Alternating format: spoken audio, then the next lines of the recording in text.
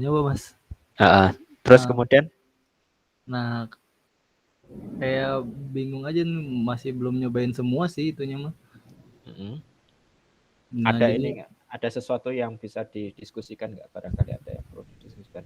eh ya itu sih paling kalau saya malah bingungnya lebih mending nambah neuron atau nambah hidden layernya itu kan kalau di Mm-mm, sini kan ketahuan kan ya enak. mm-mm, Tapi kan kalau mm-mm. misalnya nanti di codingnya itu gimana gitu kan kita nggak tahu gitu Mas. Itu sih. Oke. Di coding maksudnya di implementasinya Iya, gitu Mas. atau pada saat mendapatkan data baru. Iya, data barunya. Oke.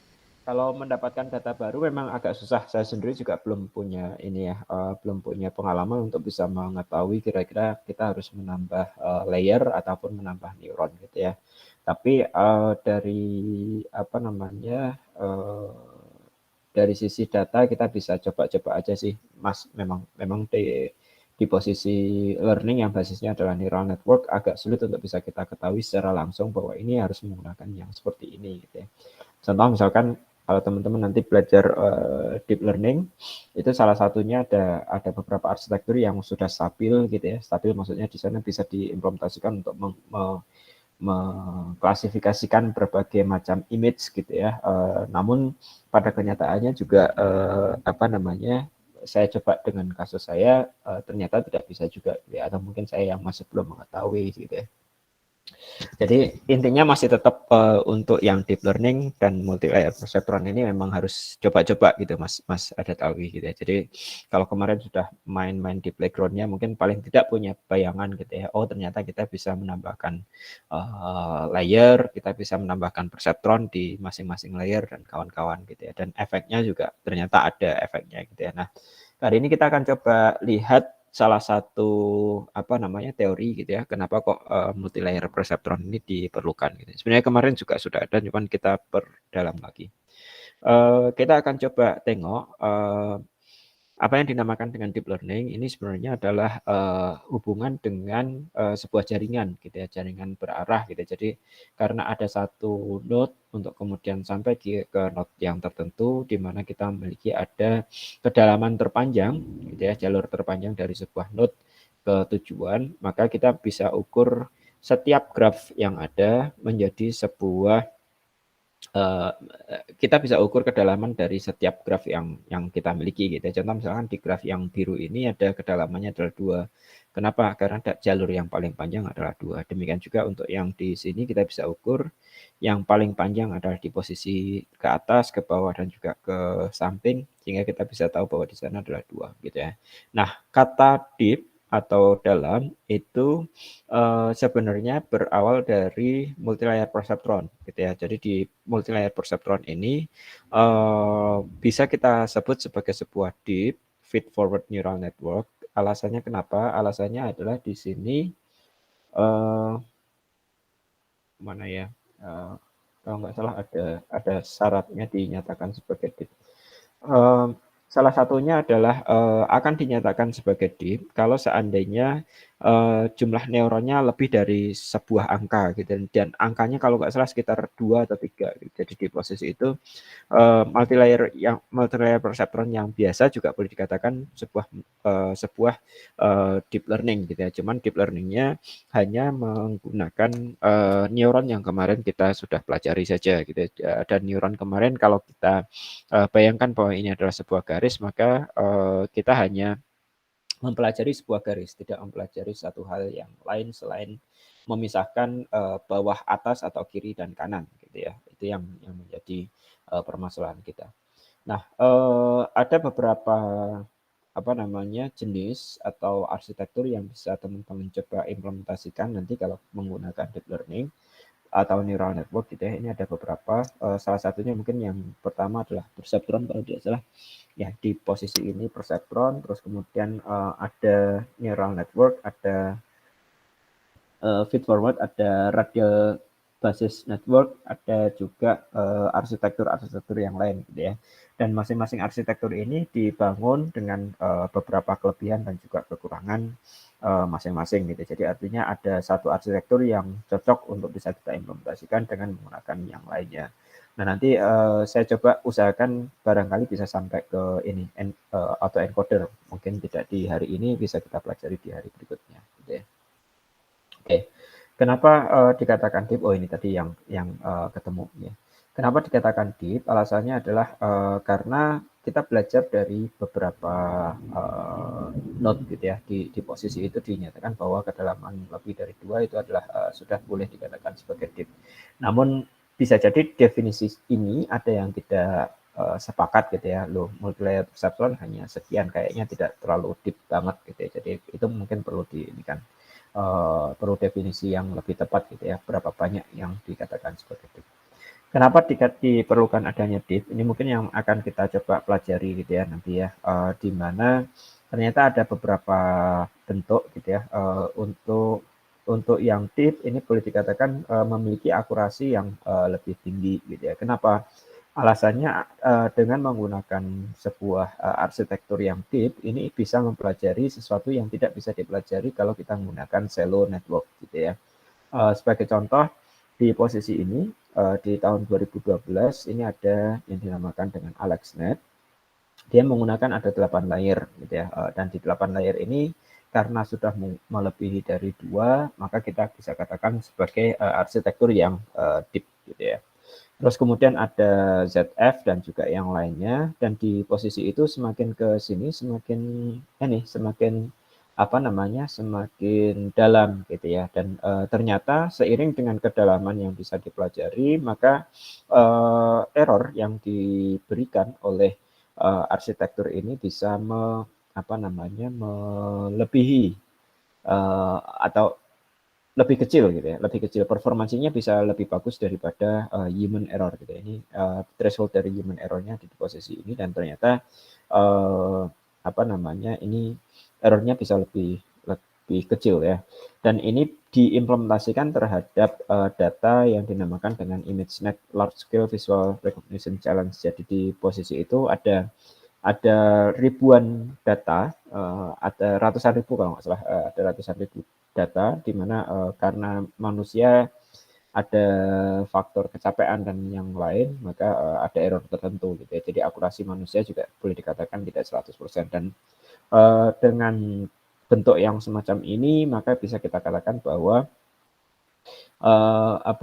untuk visual recognition ini boleh dikatakan sudah dalam tanda kutip close gitu ya, sudah bisa mengetahui proses klasifikasinya dengan baik gitu ya.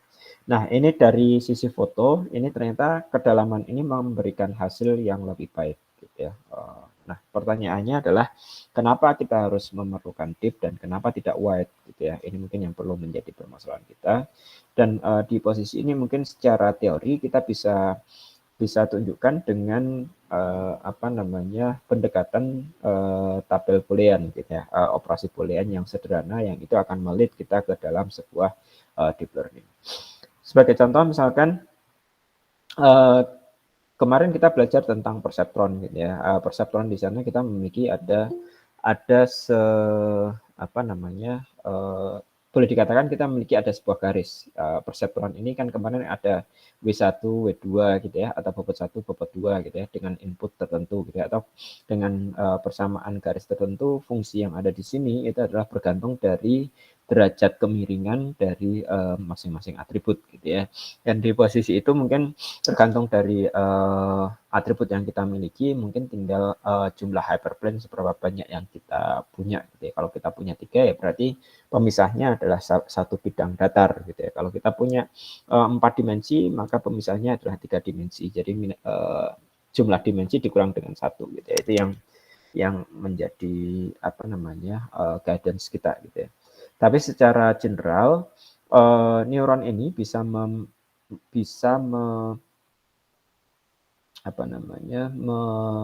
memodelkan atau memisahkan data yang sifatnya adalah linearis variable. Sebagai contoh apa? Sebagai contoh adalah operasi AND gitu ya, ataupun juga operasi OR gitu ya, atau yang operasi NOT gitu ya. Ini kalau kita punya tabel boolean di sini ada nggak tabel booleannya? Nggak ada tabel booleannya. Saya coba buatkan ya. Sorry.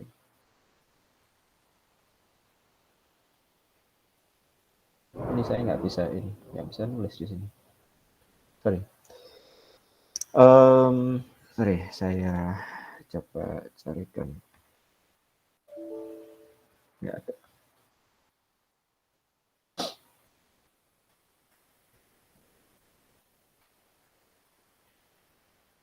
Oke, katakanlah kita memiliki ada operasi boolean gitu ya, ada dua variabel, variabel x1 dan variabel x dan variabel y. Sorry. Variabel x dan variabel y. Katakanlah di sini posisi ini adalah posisi 1 dan di sana adalah posisi 1, maka ada kemungkinan tabel kita memiliki data yang seperti ini. Pada saat x-nya adalah bernilai 0, terus kemudian y-nya bernilai 0 juga, maka operasi dari x atau y, operasi boolean sederhana, ini kita bisa memiliki nilainya adalah 0. Ya, jadi di posisi x-nya adalah 0, y-nya adalah 0, maka di sini adalah 0. Gitu ya. 0 di sini saya nyatakan dengan bulatan yang tidak penuh. Gitu ya. Terus kemudian pada saat y-nya adalah 1, x-nya adalah 0, 0 atau 1 dia posisinya adalah bulatan yang tidak penuh. Demikian juga pada saat y-nya adalah 1, x-nya 0, posisi ini bulatannya juga tidak penuh. Namun pada saat x-nya 1, y-nya adalah 1, sorry, ini atau ya, atau berarti di sini 1, ini 1, ini 1. Oke. Pada saat seperti itu, mohon maaf, ini adalah penuh yang artinya adalah bernilai true, yang di sini juga bernilai true, terus kemudian pada saat nilainya adalah 1, nilainya juga true juga. Nah, dari sana perseptron kita sebenarnya bisa memodelkan apakah ada satu buah garis yang bisa memisahkan. Ternyata kita bisa pisahkan itu dan kemarin sudah kita buktikan, kita bisa tunjukkan bahwa dengan adanya satu buah perseptron ini bisa memisahkan data yang sifatnya adalah linearis variable gitu ya. Dan apakah x atau y saja? Jawabannya adalah tidak juga. Ini kalau kita notasikan ke sesuatu yang lain, katakanlah ada x, ny, ini. Di sini posisinya hanya akan bernilai 1 atau true pada saat keduanya 1 ya. Jadi kita punya bentuk yang semacam itu tabelnya. Maaf, saya lengkapi dulu. Seperti ini. Maka pada saat seperti itu kita punya di sini kosong ya. Yang berisi penuh hanya di posisi sana saja gitu ya. Sehingga garis N-nya ini bukan berada di posisi sana, tapi berada di posisi yang ada di sana. Ya. Kurang lebih seperti itu. Ini garisnya. Ya. Dan karena ada garisnya, maka sebenarnya model ini bisa kita buatkan perseptronnya. Gitu ya. Sehingga nanti kita bisa memiliki ada perseptron yang memodelkan X or Y, ada perseptron juga yang lain yang memodelkan X or Y ataupun X and Y gitu ya, ataupun yang not X juga sebenarnya bisa kita gambarkan. Contoh misalkan not X berarti tinggal dinotkan gitu ya. Jadi di posisi ini adalah X. Kalau X-nya adalah 1, kita akan menjadi 0. Pada saat X-nya adalah 0, maka ini akan menjadi 1 ya. Di sana ada banyak. Contoh misalkan garis ini atau garis yang ada di sana. Sehingga ada juga, boleh dikatakan ada juga perseptron yang bisa memodelkan hal semacam itu. Nah, sekarang kita akan coba lanjutkan. Kalau seandainya saya memiliki ada gerbang yang lain, gitu ya. Gerbang yang lain ini ada sebuah boolean gerbang universal, gitu ya, di mana nilainya akan bernilai 1 pada saat x dari x0 sampai x ke L ini adalah 1 ya. Jadi ada sekumpulan yang true and sekumpulan yang false gitu ya. Di sini dinotasikan dengan dinotkan. Jadi yang merah ini adalah nilainya yang false gitu ya.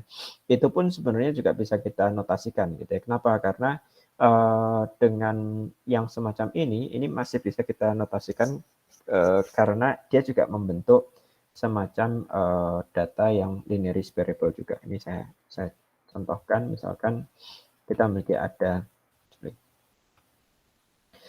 x1, ada not x2. gitu ya. Nah ini kita notasikan X1 and not X2. Jadi di posisi itu mungkin bisa teman-teman loh, itu kan sampai ke L ataupun yang lain. Lihat di posisi ini adalah operasi gerbang N. Di posisi gerbang N di sana bisa dinotasikan dalam sebuah perseptron. Jadi boleh dikatakan juga masih bisa dimodelkan dengan hal semacam itu gitu ya. Nah, di posisi sana kalau seandainya X-nya adalah X1-nya 0, X2-nya adalah 0, X1-nya adalah 0, X2-nya adalah 1, X1-nya 1, X2-nya 0. Ini gerbang gerbang boolean biasa saja. Maka kita punya di sini X1-nya adalah 0 dan X2-nya adalah 0. Ada yang 0-nya kita punya 0 ya kalau untuk yang N. Sedangkan yang untuk yang di sini nilainya adalah satunya hanya ada di sini ya. Begitu. Di sini 1. Terus yang di posisi ini karena X2-nya dinotkan, ini menjadi 0 ya, X1 dan 0, dia akan bernilai 0. Jadi kalau kita plotkan ke posisi yang ada di sini, kita punya pada saat X1, di sini X2, hanya terjadi pada saat X1-nya 1, X2-nya adalah 0. Jadi di posisi ini ya, di posisi ini. Ini akan bernilai true ya. Sedangkan yang lain bernilai false ya. Seperti itu. Sehingga di posisi sana ada sebenarnya garis pembatas ya antara nilai-nilai yang false dengan nilai-nilai yang positif atau yang true gitu ya. Sehingga perseptron ini juga sebenarnya bisa memodelkan hal yang semacam itu juga. Atau mungkin juga bentuk yang lain yang sifatnya adalah universal. Ini hanya kebalikannya. Namun secara logika dari sisi perseptron bisa digunakan juga untuk memodelkan hal yang semacam ini gitu ya. Nah, yang lain lagi adalah jika totalnya adalah lebih dari sejumlah angka, itu pun juga sebenarnya bisa dimodelkan. Hanya yang tidak bisa dimodelkan adalah bentuk yang XOR, di mana XOR ini sifat datanya tidak linearis variable, dan kebanyakan data yang kita miliki di dunia nyata ini boleh dikatakan tidak linearis variable gitu ya. Contoh misalkan yang XOR, XOR ini akan bernilai ini kalau kita punya X dan punya Y, mungkin kita ini kan untuk yang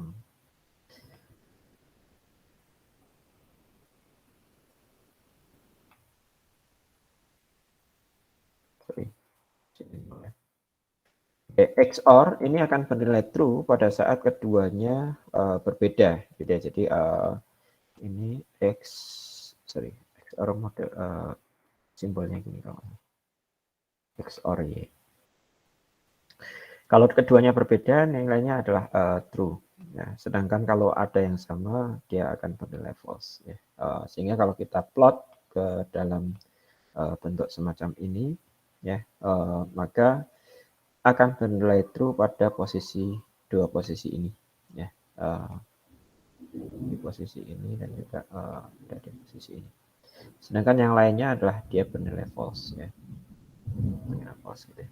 Nah, pertanyaannya adalah apakah ada satu buah garis yang bisa memisahkan ini? Jawabannya tidak ada. Kalau kita garis seperti ini tidak memisahkan kelas true dan false secara benar, gitu ya, secara tepat. Kalau kita tarik garis yang semacam ini pun sama, gitu ya. Kalau kita tarik garis semacam ini juga sama, gitu ya. Tarik garis semacam ini sama, terus kemudian kita tarik garis yang apapun gitu ya, garis yang ada, ini ternyata kasus XOR tidak bisa diimplementasikan gitu ya. Makanya di sana perseptron tidak bisa memproses data yang ada di sana. Nah, untuk perseptron karena tidak bisa, ini ternyata bisa diatasi dengan membentuk adanya multilayer perseptron gitu ya, di mana kita akan memiliki tiga buah gerbang gitu ya. Gerbang yang pertama menotasikan X or Y, kemudian gerbang yang kedua menyatakan gerbang not X or Y gitu ya. Terus kemudian dari posisi itu akan kita lanjutkan dengan perseptron yang lain sehingga akan membentuk sebuah gerbang XOR gitu ya. Ini kalau kita notasikan mungkin nanti bisa bentuknya adalah seperti ini simulasinya ya. Tadi kita tidak memiliki gerbang yang ini gitu ya. Jadi gerbang yang ini tidak kita miliki. Yang kita miliki adalah kita bisa memiliki gerbang gerbang AND ataupun gerbang OR. Bentar, ini nggak bisa.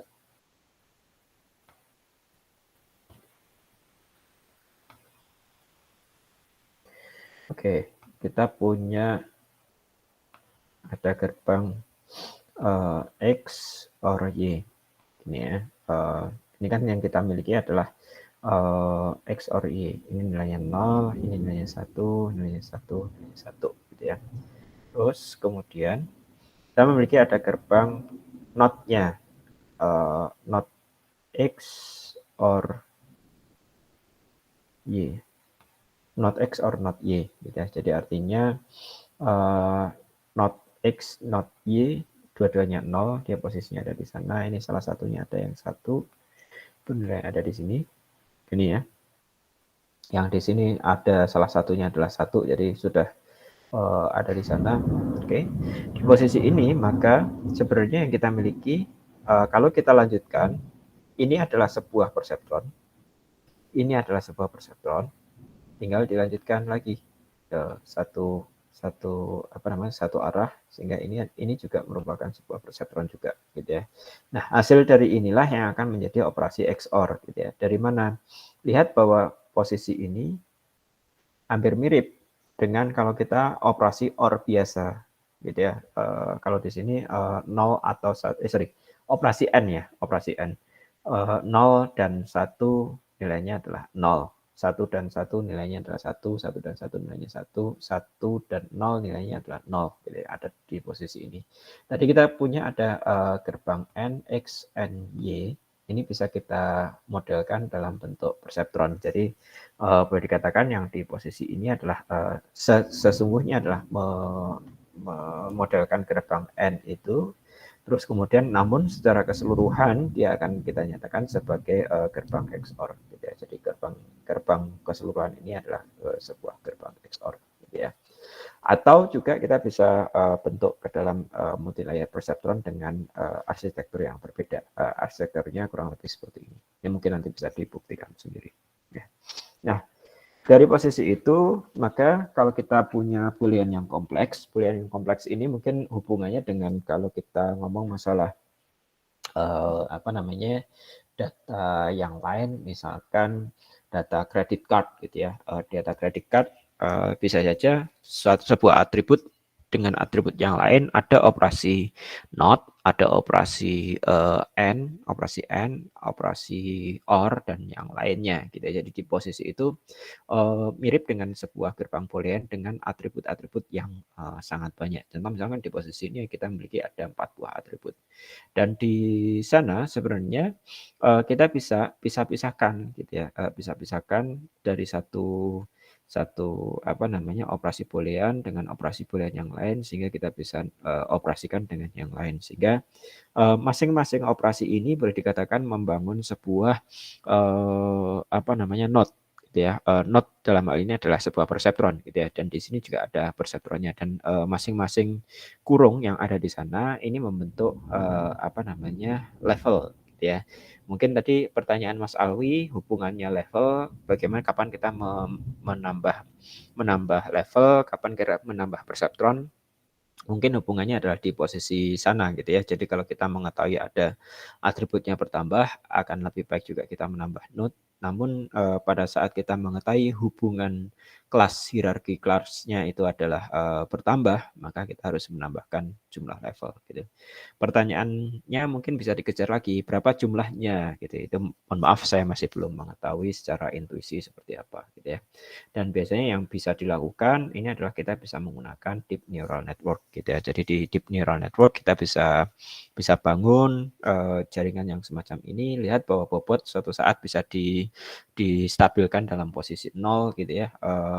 Maka di posisi itu akan membentuk secara otomatis jaringan-jaringan yang ada. Dengan deep learning, kalau tidak salah di TensorFlow kita bisa membangun deep neural network ini dengan tinggal menambah apa namanya layer-layer gitu ya, dan kemarin juga sudah kita buktikan, kita tunjukkan dengan background gitu ya, dan di background itu sebenarnya bisa dikonversikan, kita simulasikan dan kemudian kita konversikan menjadi sebuah arsitektur neural network gitu ya, deep neural network.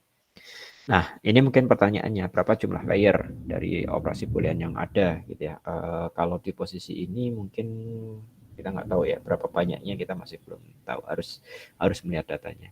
Kalau di sini kita punya ada 1, 2, 3, 4, 5, 6 gitu ya. Paling memungkinkan mungkin kita membutuhkan ada 2 layer, dengan ada layer yang pertama adalah layer 6 buah node ya, dilanjutkan dengan 1 buah node paling tidak ya, kalau kita memiliki ada tabel yang semacam ini ya. Kenapa 6 buah node? Alasannya adalah node yang pertama merepresentasikan data yang pertama, node yang kedua merepresentasikan data yang kedua, node yang ketiga merepresentasikan data yang berikutnya, dan seterusnya. Node di layer yang berikutnya ini merepresentasikan agregasi dari keseluruhan data yang ada, seperti itu. Ini data yang pertama, data yang kedua, data yang terakhir, dan seperti ini. Jadi kalau kita mengetahui truth table-nya gitu ya, atau secara apa namanya, secara bodoh-bodohan gitu ya, kalau kita memiliki ada 1000 baris gitu ya, berarti kita bisa sih bangun 2 layer saja. Baris yang pertama dinotasikan dalam 1 buah node, baris yang kedua 1 buah node lagi, ini yang seterusnya ini berada di 1 layer. Terus kemudian layer yang berikutnya ini ada 1 buah node gitu ya. Jadi itu adalah merepresentasikan data yang kita miliki. Namun itu cara bodoh-bodohan gitu. Jadi bisa jadi performansinya juga saling tumpang tindih gitu ya. Seperti itu.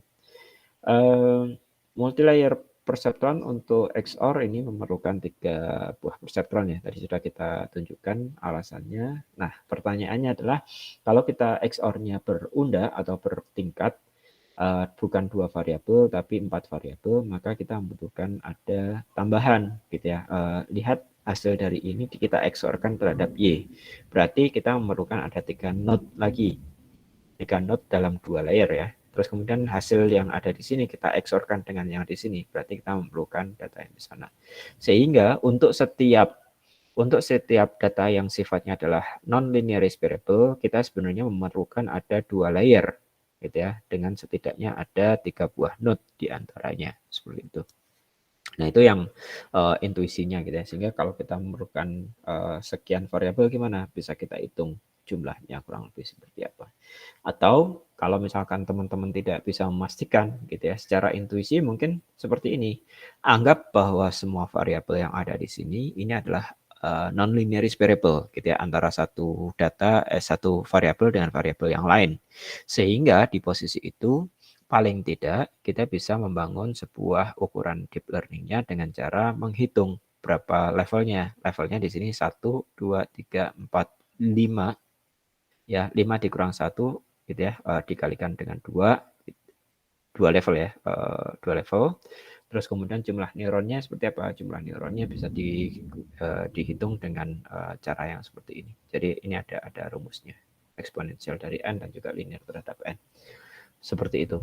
Atau kalau misalkan tidak ya bisa dipanjangkan di sana, terus kemudian bisa dibikinkan fully connected-nya. Kalau di posisi ini mungkin tidak terlalu tidak terlalu banyak ya perhitungannya. Kenapa? Ada bagian yang kita hilangkan. Kalau yang dense layer, jadi yang dense network seperti yang ada di sini, ini deep tapi semuanya adalah dense, satu node dengan node yang lain saling terhubung gitu ya. Sedangkan yang tadi satu node dengan yang lain tidak saling terhubung ya. Ada di sini harusnya kan ada node gitu ya untuk pergi ke sana, tapi tidak terhubung. Kita hanya larikan ke sana, sehingga proses perhitungannya juga tidak terlalu berat gitu ya. Itu mungkin alternatif yang bisa dipergunakan. Permasalahannya mungkin kenapa diperlukan deep gitu ya. Jadi di posisi sana kita memerlukan ada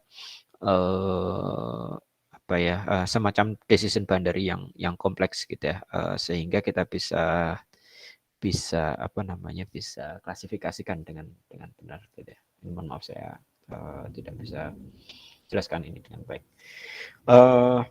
kalau kita menggunakan dua dimensi, maka sebenarnya kita membutuhkan ada satu persamaan garis gitu ya. Persamaan garis ini bisa dinyatakan dengan persamaan yang seperti ini. Kalau kita membutuhkan 3 dimensi, maka yang kita butuhkan adalah persamaan bidang gitu ya. Dan di posisi itu kita sudah notasikan dalam satu buah perseptron gitu ya. Nah, dalam konteks yang ini kemarin kita tahu bahwa kalau decision boundary-nya berada di semacam area seperti itu, kita mungkin membutuhkan garisnya lebih dan juga kita tambahkan satu level gitu ya, seperti itu. Dan di level itu sebenarnya adalah menyatakan kurang lebih seperti ini. Jadi untuk merepresentasikan ini, kita bisa bangun decision boundary untuk yang di posisi ini, menyatakan area atas ataupun area bawah satu buah perseptron. Garis yang berikutnya kita nyatakan dalam sebuah perseptron, garis berikutnya lagi kita nyatakan perseptron, dan seterusnya. Sehingga output dari ini bisa kita agregasikan ke dalam sebuah fungsi gitu ya, mana yang menyatakan kesemuanya gitu ya. Jadi di posisi di sana operasinya adalah operasi N. Nah, di posisi itu mungkin kita kalau seandainya saya memiliki ada 2 hierarki gimana? Ya berarti kita memiliki ada yang pertama adalah sebuah N untuk menyatakan ini, yang kedua adalah sebuah N lagi untuk menyatakan area yang kecil di sana. Sedangkan area yang lain adalah kita bisa operasikan dengan OR gitu ya, bagian ini atau bagian sana. Kan tadi ada apa namanya? Ada operasi boolean bisa dinotasikan dalam sebuah perseptron gitu ya. Jadi di posisi itu bisa kita manfaatkan juga.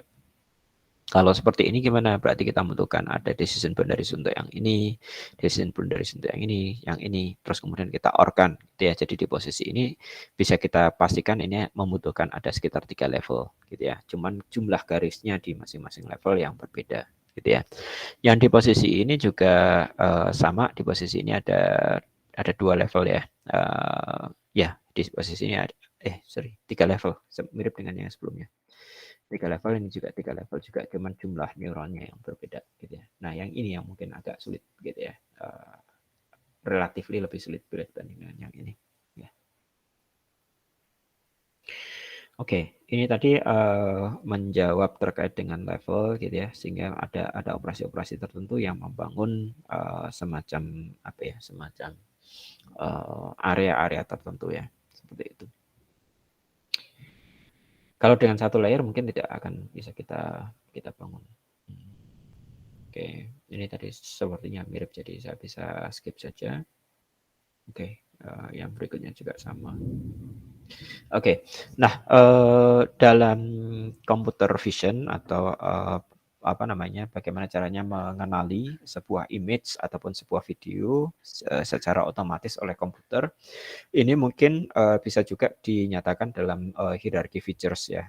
Jadi seolah-olah yang dinamakan dengan wajah hierarchy features-nya adalah wajah, berarti ada low level features yang lain yang bisa dibangun gitu ya. Ada itu entah mata gitu ya, hubungan mata dengan alis, terus kemudian ada hidung gitu ya, ada, saya kurang tahu ini apakah telinga atau tidak, atau mungkin yang lainnya gitu ya, di mana low level features ini sebenarnya adalah bisa dikomposisi dari low level features yang lebih rendah gitu ya.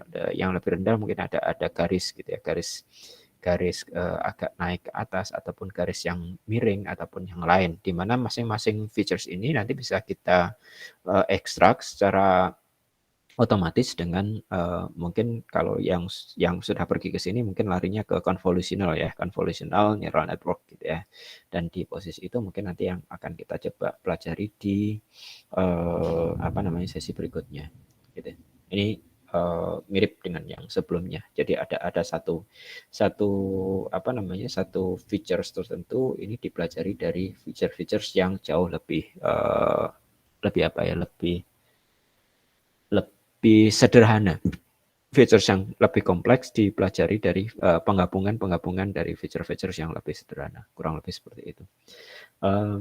Oke, itu mungkin yang kita pelajari di sesi yang pertama. Barangkali ada yang mau ditanyakan dulu, nanti kita akan coba pelajari convolutional neural network supaya teman-teman kalau belajar menggunakan TensorFlow ataupun yang lain bisa paling tidak ada ini ada convolutional, ada pooling dan kawan-kawan gitu ya. Ada pertanyaan mungkin sebelum kita pergi ke materi yang lain? Mungkin perlu istirahat dulu, break dulu mungkin.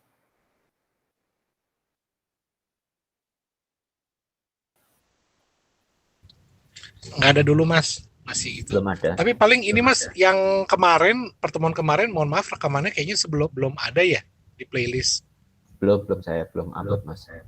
Iya, saya kemarin ini Mas terputus karena lagi tengah-tengah itu pas lagi seru-serunya dengerin tuh ada gangguan jadi terputus gitu. Jadi makanya pas pulang mau ngulang lagi belum ada rekamannya. Ya, saya belum sempat untuk upload Mas. Karena kemarin saya nyoba untuk iseng-iseng dengan deep learning gitu ya. Ini juga masih belum jadi 100%. Ini kalau saya perlihatkan sedikit lah. Ini deep learning ya ada di Google Drive kalau nggak salah saya. Ada kendala sih, tapi masih ini. Jadi yang saya kemarin ini nggak sempat untuk mengadministrasi banyak. Jadi administrasi banyak hal saya coba abaikan terlebih dahulu karena saya perlu juga untuk melakukan upgrade knowledge gitu ya. Salah satunya saya coba implementasikan klasifikasi anggrek ya, anggrek genus Phalaenopsis. Ini datanya saya dapat dari ini pulse.net. Beberapa spesies ini saya anggap sebagai sebuah sebuah kelas ya. Di sini saya mengimplementasikan saya menggunakan ResNet. Bentar, kita tunjukkan. Ini ada beberapa ini datanya ngambil dari sini Google Drive, penelitian Phalaenopsis dan kawan-kawan. Oke, saya coba tunjukkan datanya. Dataset yang small ini trainingnya saya hanya 4 kelas ya, kelas Amabilis, Amboinensis, Gigantea dan juga Javanica. Jadi ada 4 kelas, ini bukan 3 kelas. Terus kemudian kalau kita running, ini kelasnya, image-nya saya coba pelajari. Terus kemudian saya menggunakan model yang ada dengan menggunakan convolutional neural network. Lebih spesifiknya adalah ResNet 50.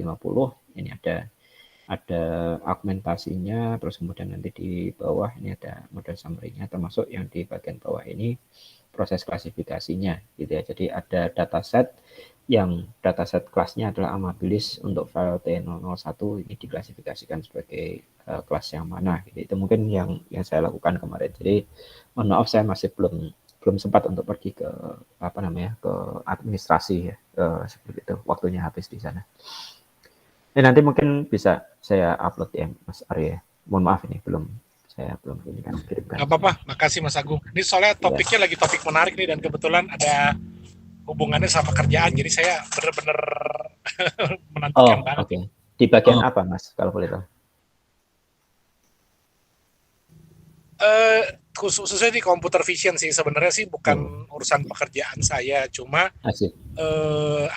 salah satu senior saya itu lagi melakukan kayak semacam pembacaan tapi dengan menggunakan data-data X-ray. Jadi kan yang membedakan image biasa dan X-ray itu kan sebenarnya grayscale semua tuh Mas Agung. Di mana satu titik tuh pasti nilai R, G sama B-nya value sama semua. Beda kalau gambar yang berwarna itu kan pasti kan RGB-nya bervariasi, jadi lebih gampang lah tuh kita melakukan ini. Cuma kalau gambarnya grayscale gitu, seperti gambar X-ray, nah itu yang agak jadi challenge gitu. Nah saya terus terang untuk bagian itu ilmunya belum ada gitu. Ya, sama apalagi, saya juga masih belum. Ya, belum banyak. Ini contoh X-ray kayak gini ya. Yang ini kan? Iya betul Mas. Yang ini. Itu sebenarnya bisa juga didekati dengan deep learning juga nanti mungkin. Ya, mungkin nanti kita lanjut nanti ya. Sepertinya nanti bisa kita coba ngobrol dengan convolutional neural network ya. Oke, kita break sekitar 10 menit atau 15 menit. Kita ketemu di 16.35 ya, insya Allah ya.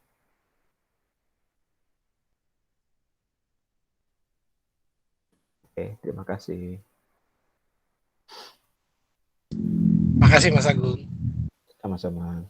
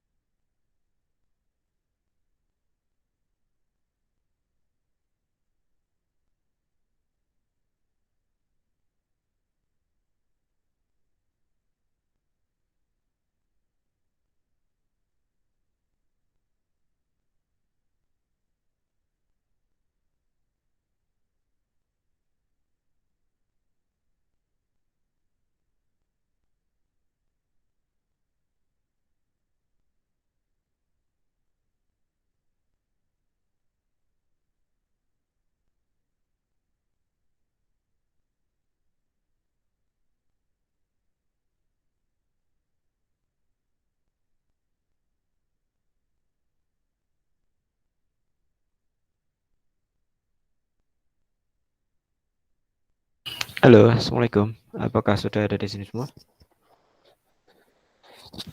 Waalaikumsalam, udah Mas. Waalaikumsalam, masih ada Mas. Masih ada ya. Oke, terima kasih.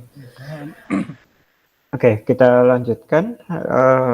Salah satu yang bisa dilaksanakan dengan deep learning adalah kalau teman-teman pergi ke internet banyak ada yang dinamakan dengan convolutional neural network gitu ya. Jadi di convolutional neural network ini nanti bisa kita lakukan proses penumpukan gitu ya, satu atau layering gitu ya, penumpukan atau layering dari satu layer ke layer yang lainnya sehingga didapatkan ada semacam hierarki dari feature seperti yang tadi sudah kita tunjukkan di image yang sebelumnya gitu ya.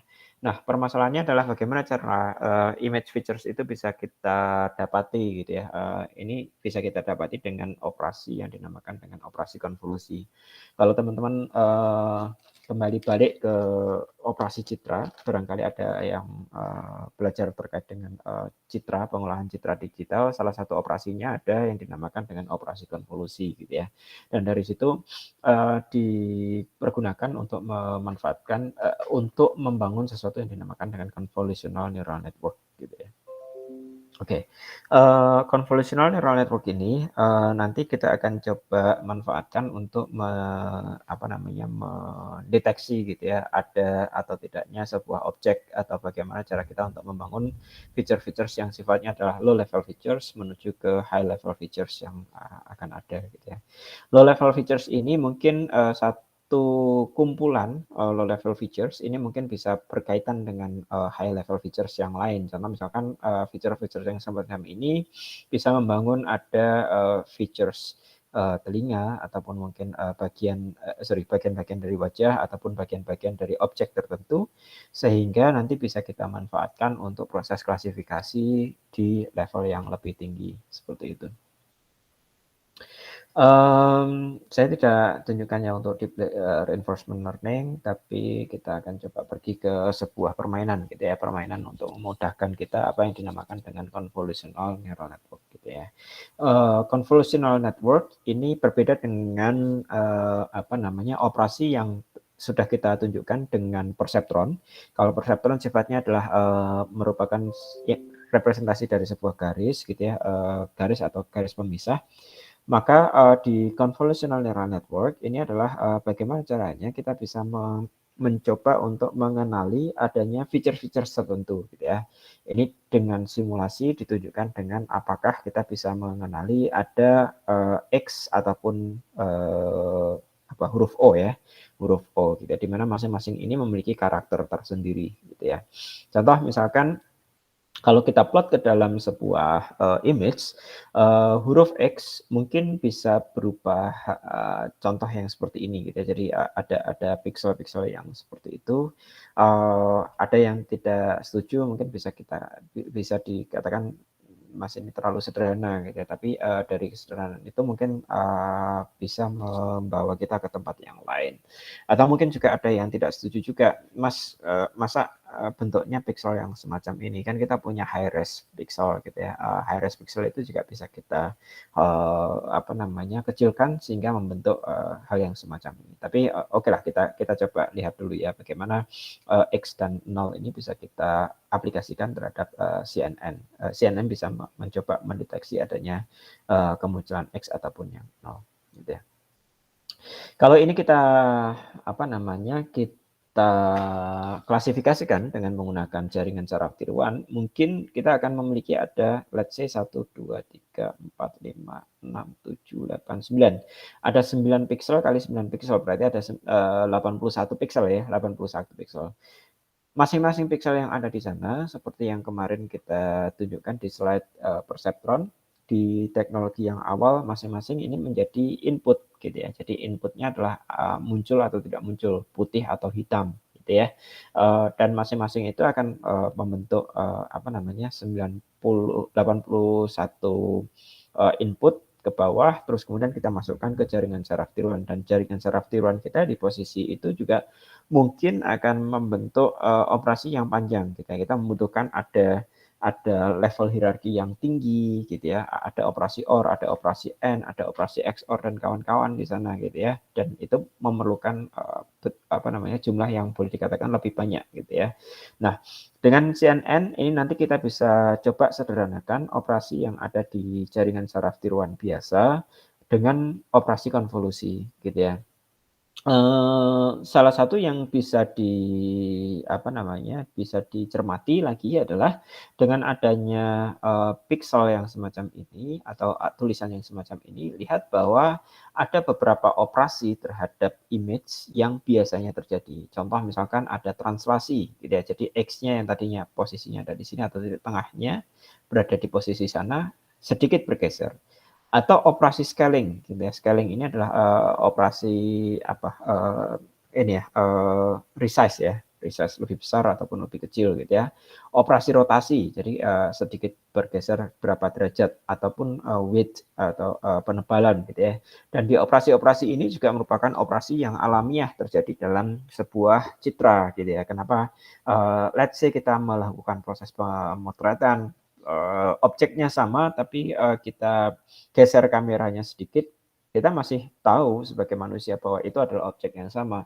Tapi dalam computer vision data itu akan sangat berbeda. Kenapa? Pikselnya berbeda, sudah berbeda gitu ya. Apalagi kalau kameranya gesernya 5 mm aja, itu sudah pergeseran itu sudah cukup besar gitu ya bagi sebuah computer vision, sehingga membutuhkan sebuah teknik yang tidak basisnya adalah basis pixel seperti yang pendekatan tadi jaringan saraf tiruan gitu ya. Baik X ataupun 0 ini bisa terjadi operasi yang sama gitu ya. Pertanyaannya adalah dari sisi computer vision menyatakan bahwa ini adalah X ataupun 0 itu sebenarnya adalah berat gitu ya. Contoh kalau kita sebagai manusia mungkin kita bisa katakan bahwa antara ini dan objek yang ada di sini, kalau kasusnya adalah X atau 0, kita pasti akan agree bahwa keduanya adalah huruf X bukan huruf 0 gitu ya. Nah, namun kalau kita cocokkan dengan pixel by pixel ini tidak akan terjadi gitu ya. Ada keraguan-raguan gitu ya, keraguan-raguan apakah ini objek yang pertama dengan objek yang kedua itu adalah objek yang sama atau tidak gitu ya. Untuk bisa melakukan kalkulasinya kita bisa representasikan dengan angka gitu ya. Angkanya bisa 01 ataupun -1 dengan 1 gitu ya. Nanti posisi convolutional neural network mungkin jauh lebih enak kalau kita notasikan dalam operasi -1 dan 1 ya. Oke, apa yang terjadi? Yang di komputer lihat di sana ada keraguan-raguan di posisi ini. Kenapa? Karena yang tadinya adalah 0 menjadi 1 ya. Lihat di posisi ini yang tadinya adalah 0, yang tadinya adalah 1 menjadi -1. Sehingga ada area-area tertentu yang ini tidak sama gitu ya. Tidak samanya seberapa besar itu mungkin juga akan menjadi permasalahan tersendiri di komputer gitu ya. Sehingga komputer tidak bisa mengatakan bahwa keduanya sama persis gitu ya. Ada perbedaan-perbedaan tertentu. Namun kita sebagai manusia menyatakan bahwa ini adalah sama. Gimana caranya gitu ya. Nah, convolutional neural network ini mencoba untuk mencari features dalam tanda kutip gitu ya. Ada features garis miring diagonal di sini. Ada features diagonal di sana. Ada features bentuknya adalah semacam ini dan ada features yang semacam ini. Jadi kita memiliki ada features. Lihat bahwa features A ini ditemukan di image pertama dan juga ditemukan di image yang kedua. Features yang orange ini juga ditemukan di image yang pertama dan juga image yang kedua, dan juga features yang ada di sana. Dan lokasinya juga mungkin boleh dikatakan tidak terlalu jauh gitu ya.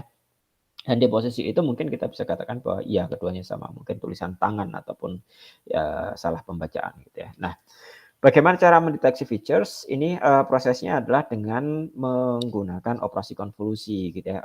Operasi konvolusi ini digunakan dengan mengalihkan, ada yang dinamakan dengan matriks konvolusi dikalikan dengan data yang kita miliki gitu ya. Contoh misalkan ini adalah matriks konvolusi untuk mendeteksi diagonal kiri, ini adalah matriks konvolusi untuk mendeteksi adanya silang gitu ya, tanda silang, dan ini adalah untuk mendeteksi adanya diagonal kanan gitu ya.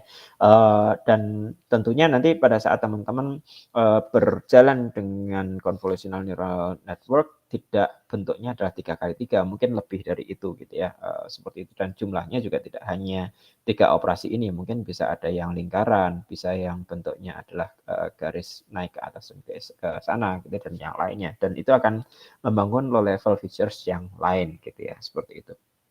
Nah, ini adalah contoh operasi yang pertama. Jadi di posisi ini kalau kita operasikan terhadap area yang ada di sana, operasi ini seharusnya nanti bisa mendeteksi untuk area yang ada di sana ataupun area yang ada di sini. Operasi ini juga nanti akan bisa mendeteksi area yang ada di situ, gitu ya.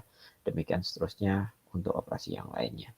Nah, secara detail, matematika di belakangnya kurang lebih seperti ini. Jadi kita kalau memiliki ada apa namanya matriks konvolusi yang ada di situ, harusnya nanti bisa mendeteksi area yang di sana dengan cara yang pertama adalah line up features pada image yang bersesuaian gitu ya. Jadi kita akan coba melakukan proses scanning sebenarnya.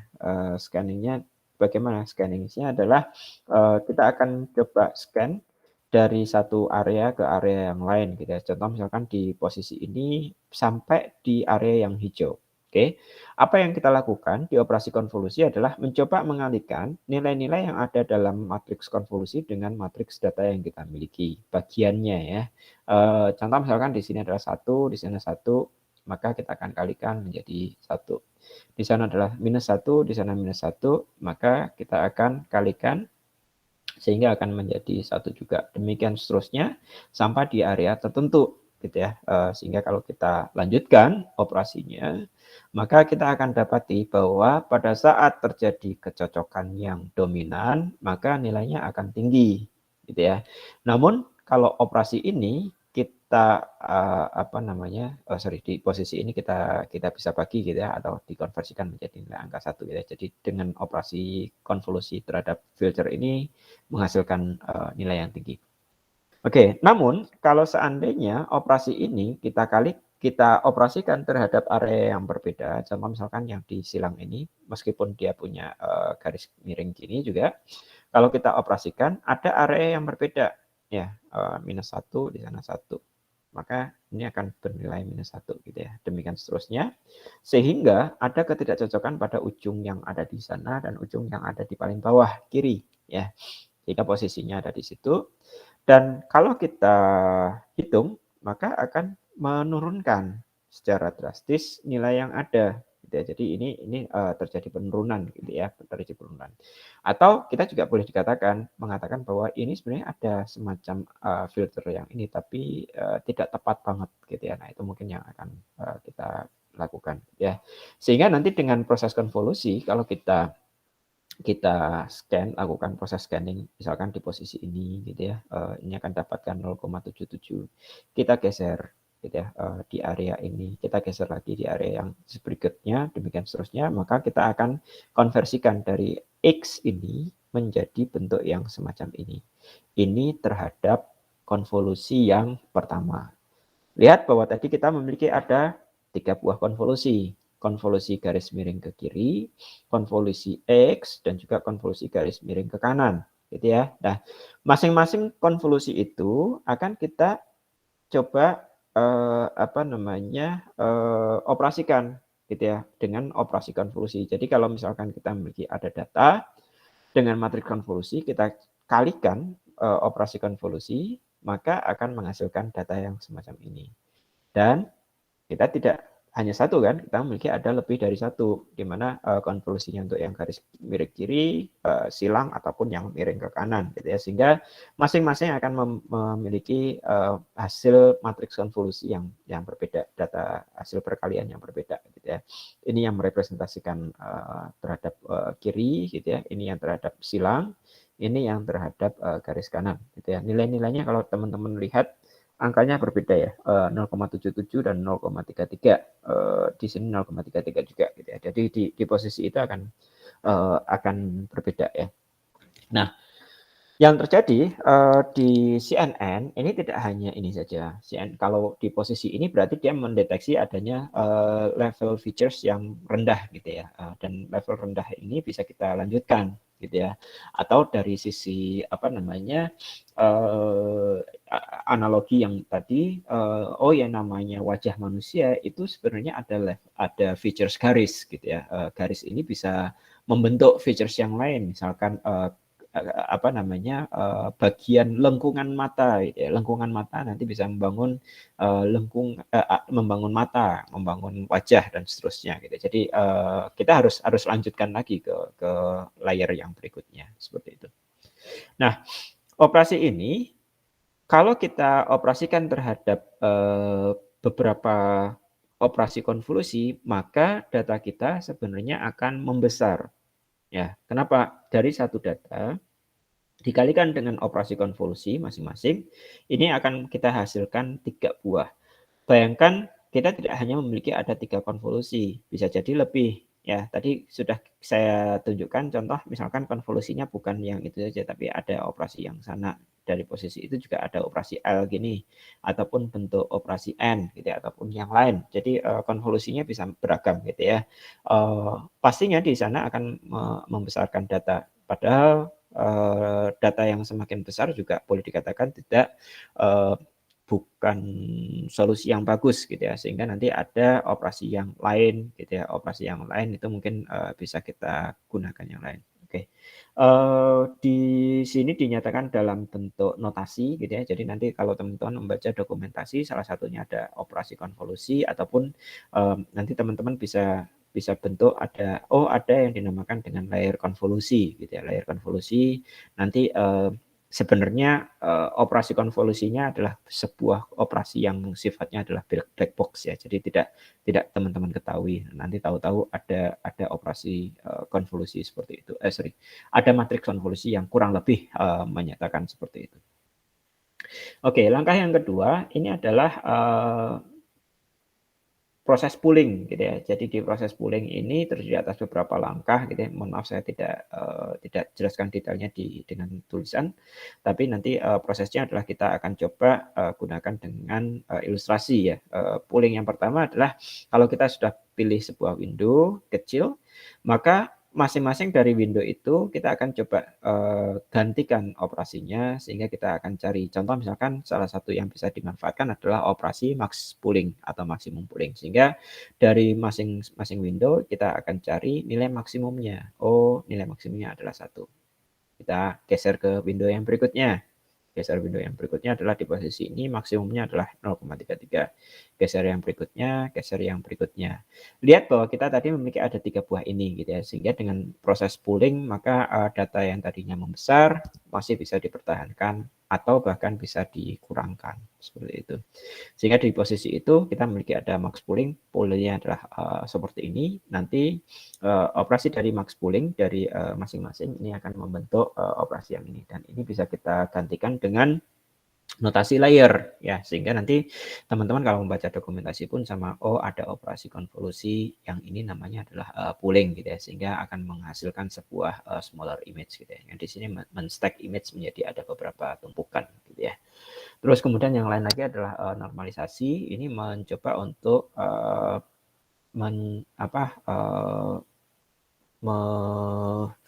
membatasi values-values yang ada gitu ya. Contoh misalkan kita menggunakan ReLU untuk semua nilai yang kurang dari 0 akan digantikan menjadi nilai positif gitu ya seperti itu. Jadi kita memiliki ada operasi yang seperti itu, maka kita akan memiliki operasi hasilnya adalah seperti ini. ReLU layer ReLU ini operasinya bisa kurang lebih tujuannya adalah menggantikan seperti itu.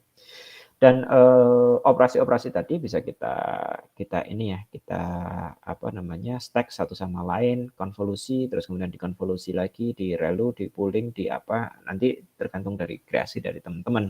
Dan orang-orang di luar sana sudah mencoba untuk bereksperimentasi terhadap arsitektur ini. Jadi layer konvolusi kalau digabungkan dengan ReLU, ini nanti akan berbeda dengan layer konvolusi kalau digabungkan dengan pooling gitu ya. Ataupun yang lain. Jadi di posisi itu membentuk semacam arsitektur tersendiri seperti itu, dan ini bisa kita tumpuk sehingga tumpukan itu juga menyatakan ada sebuah operasi deep learning gitu ya. Jadi ada ini ya, ada repeated several or many times dari masing-masing operasi-operasi yang ada tadi. Convolutional neural network terbangun atas operasi konvolusi, ReLU, dan juga pooling. Jadi tidak harus convolution, ReLU, pooling, tidak harus seperti itu. Jadi bisa beragam ya. Teman-teman bisa ini arsitekturnya. Dan nanti kalau sudah kita dapati ada di sana, maka ini bisa kita flatten ya. Jadi kita urutkan menjadi bentuk yang semacam ini. Lihat bahwa yang tadinya image kita adalah bentuk semacam ini menjadi semacam matriks-matriks yang lain, tapi bisa kita flatten, kita urutkan gitu ya. Sehingga dari posisi ini nanti baru kemudian kita masukkan ke dalam jaringan saraf tiruan atau mungkin multilayer perceptron gitu ya, bisa kita ini kan, oh kalau ada signal di posisi ini dan signal di posisi sana maka akan membentuk X. Oh kalau yang lain ini adalah signal yang berbeda gitu. Jadi di posisi itu nanti akan dilanjutkan lagi dengan jaringan saraf tiruan. Kurang lebihnya seperti itu ya. Jadi ini adalah kaitannya dengan apa namanya convolutional neural network ya. Dan di sini ada fully connected ini yang apa jaringan saraf tiruan. Jadi nanti teman-teman bisa membangun arsitektur sendiri ya. Kalau di TensorFlow nanti ada sequential, jenis sequential. Mohon maaf saya masih belum begitu paham banget ya. Nanti bisa dicek ataupun mungkin juga bisa dicoba. Mungkin itu barangkali ada pertanyaan, silahkan. Ya. Nanti bisa kita hitung errornya berapa banyak data benar yang dan salah yang bisa kita. Ini proses perhitungannya atau adjustment bobotnya juga menggunakan cara yang sama. Ya, diimplementasikan dari berbagai beberapa data. Ada beberapa toolkits yang bisa digunakan. Toolkits yang ini mungkin ada TensorFlow.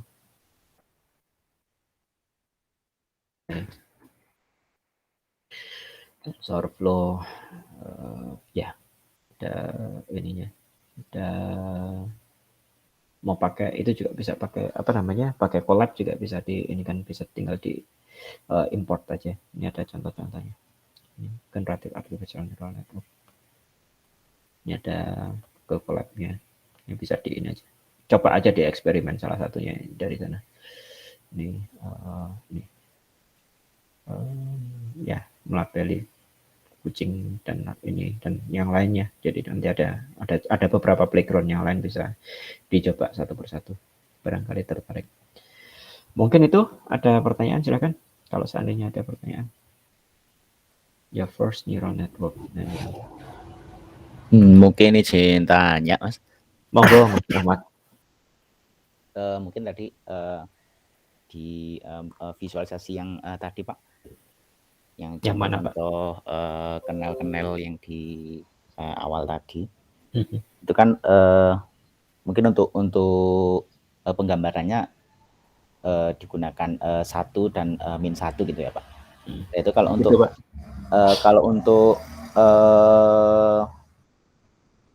pemilihannya itu apakah memang harus katakanlah memang harus 1 dan -1, walaupun itu kalau dilihat dari hasilnya juga ini ya Pak, nggak pas, katakanlah bukan 1 tapi 0,99 gitu ya.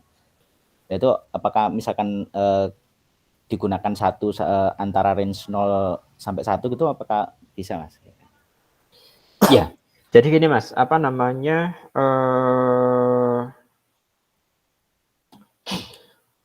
jadi sebenarnya gini, ini 1 dan -1 itu hanya untuk ilustrasi di slide gitu ya. Jadi untuk bisa menunjukkan ke teman-teman bahwa operasi konvolusi itu sebenarnya yang terjadi di lapangan, di background seperti itu. Nah, sebenarnya yang terjadi dalam proses deep learning-nya sendiri, untuk proses deep learning yang pertama kali untuk bobot nilai-nilai yang ada dalam convolutional neural network ini tidak selalu 1 ataupun -1 gitu ya. Jadi sebenarnya dia juga sama seperti bobot yang ada dalam jaringan saraf tiruan gitu ya. Bobot di jaringan saraf tiruan kan teman-teman tahu bahwa nilainya real ya, dan di sana ini juga boleh dikatakan jaringan gitu ya, sebuah jaringan yang memodelkan apa ya, operasi matematis gitu ya, operasi matematis. Dan kalau teman-teman lihat sebenarnya secara detail yang tadi yang ditanyakan di bagian yang ini ya, contoh yang di bagian ini. Angka 1 minus 1 ini sebenarnya yang dilakukan pertama kali adalah angka itu akan di random gitu ya. Jadi di set secara random. Nanti dengan proses learning ada terjadi perubahan-perubahan bobot. Ya, masing-masing ini sebenarnya bobot gitu ya, bobot konvolusi untuk apa ya, saya tidak bisa katakan node ya, karena dia berjalan ke sana ya, ada proses threading ya, windowing dan juga threading yang ada di sana. Tadinya adalah 1, tapi seiring dengan perjalanan ada kemungkinan nanti proses klasifikasinya menjadi salah, sehingga bisa diturunkan ataupun dinaikkan sesuai dengan proses klasifikasi yang ada. Gitu. Jadi nanti apa namanya, nilai-nilai yang ada di sini ini bisa berubah, meskipun tadinya kita set 1 minus 1 gitu ya, ataupun kita random gitu ya, yang pasti di random sih. Nanti akan konvergen seiring dengan waktu, dengan proses learning, supervise-nya bisa naik ataupun turun seperti itu yang terjadi, Mas Ahmad. Jadi apakah harus 1 atau minus 1? Jawabannya tidak harus. Ya, seperti itu. Dan kalau dilihat lagi apakah 1 atau minus 1? Jawabannya tidak juga. Di posisi ini kan operasinya lihat di area ini. Ini kan ini sebenarnya bukan perkalian dengan 1 atau minus 1 gitu ya. Jadi dia merupakan apa ya, perkalian dengan angka yang tertentu gitu ya. Seperti itu, Mas Ahmad. Siap. Ya, jadi Terima kasih, Wan. Ya, sama-sama. Jadi itu masih ada di proses learning juga. Oke, ada lagi mungkin teman-teman yang lain?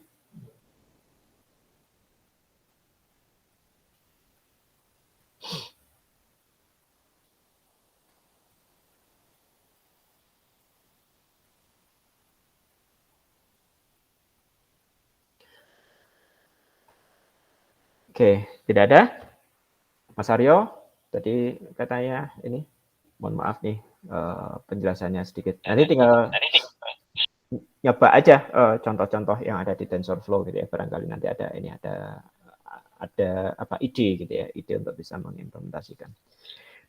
Baik Mas Agung. Ya, sama-sama Mas. Oke, kalau tidak ada pertanyaan mungkin pertemuannya bisa kita akhiri. Terima kasih atas perhatiannya. Assalamualaikum warahmatullahi wabarakatuh. Waalaikumsalam. Makasih Mas Agung. Waalaikumsalam. Waalaikumsalam. Makasih Mas. Sama-sama.